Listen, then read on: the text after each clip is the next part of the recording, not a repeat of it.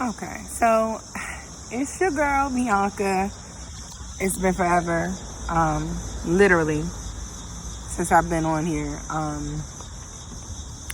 And I just wanted to just jump on here for a second and, just explain a little bit about, my story. If you don't know, I started my journey April 11th of 2018. And I started at 401.2 pounds, a whopping 401.2 pounds. And the sad thing about it is that I was okay for many months or years. I was at 380 and I was okay with that.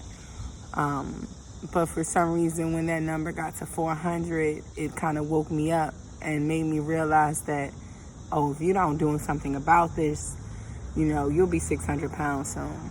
And, it's all good to get on TV, but I don't want it to be something, as negative as that.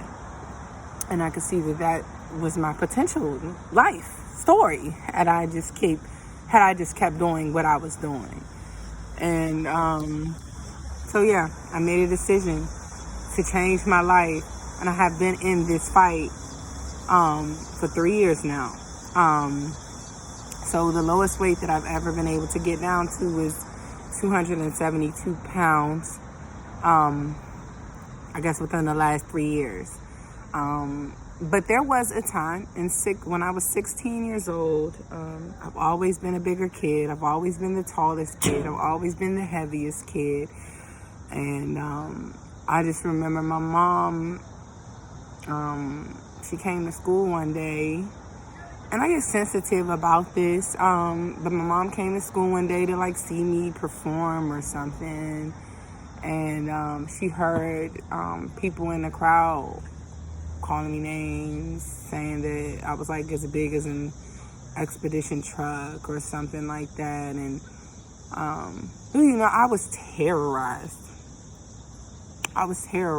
And till about maybe 7th grade, I was terrorized about my weight. And the God to honest truth is that I have never felt comfortable in my own body. Never. Even when I was 16 and I lost maybe 60 pounds at the time and got down to 180, I looked amazing. I was getting all of this attention, and, people wanted to be my friend and they wanted to hang out with me, and guys were noticing me, and still, I was terrified. I didn't know what to do with the attention.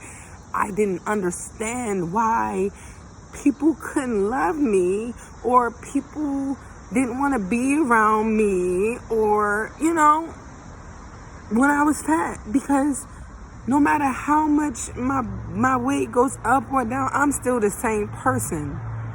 And, I couldn't fathom why that was. And I think as a result, I started eating again viciously, because unfortunately that's what I do when I'm happy, when I'm angry, when I'm lonely, when I'm tired, when I'm celebrating. Food was my happy place. Food was my comfort, because food never talked about how big I was, even though it was the cause. So I think that you guys should really, maybe talk to your children, or just think about what your words can do to people. Even my father, I remember, y'all know the movie Norbit, and can't think of the other movie right now, but Norbit is the one that comes to mind.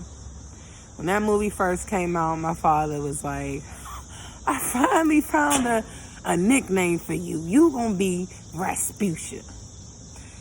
And it's a joke to him. It was a joke to him. But it crushed me inside. Every day. I didn't say anything. I hear him laughed it off, but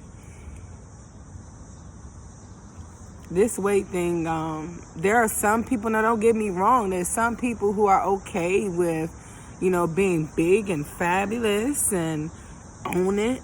You know what I'm saying? And much power and praises to you. That's just not my story. Like, when I look in the mirror, I am not happy at whatever weight that I've been in. I might be like, okay, there might be a day or two where I feel like I might have taken a good picture or whatever. And, I'm in constant work and meditation and everything to, learn to love myself more. Because that is just the bottom line, is that I know that I have to get to a point where nobody's opinion matters to me but my own. You know what I'm saying? It can just be hard, though, because you got, all of these pictures of what the woman, the ideal woman should look like. Slender, or now in our generation, we want like a 32, 25, 40 type of, big boobs, small waist, and big ass. That's what they're, what they're looking for. And I think what really motivated me to get on this video is because I had an altercation. I'm not going to give them the satisfaction of saying their name, but just know that it's somebody that I got to deal with for the rest of my life. So just put it that way, unfortunately. And but they, I don't know what they was going through. They was pissed or, drunk or whatever. But they called me out of my name. They called me a fat back bitch, right? And now they're commenting and saying, oh, you're looking good now that you're losing weight. And it infuriated me. It infuriated me because how dare you? How dare you call me a fat back bitch 2 days ago and then say, oh, by the way, you looking good. And you know what? By the way, I don't even remember calling you a fat back bitch because I was too drunk. But you are a fat back bitch. You know what I'm saying? People are like that. People are like that and don't even know what you have been through. I have cried. This journey has been the hardest journey of my life. It's easy for people who have problems with alcohol or have problems with drugs. Like, food is around you every day. Just because I'm trying to eat right don't mean nobody in the house that I live with is trying to eat right. And they don't give a fuck about, oh man, that smells so good. Let me just go get a coffee. Let me just go step up. They don't understand how hard it is. And there might be some people out here that can relate to this, and there may be some people that don't.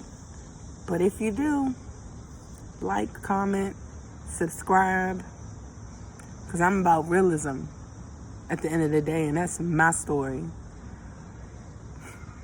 Fighting it every day of my life.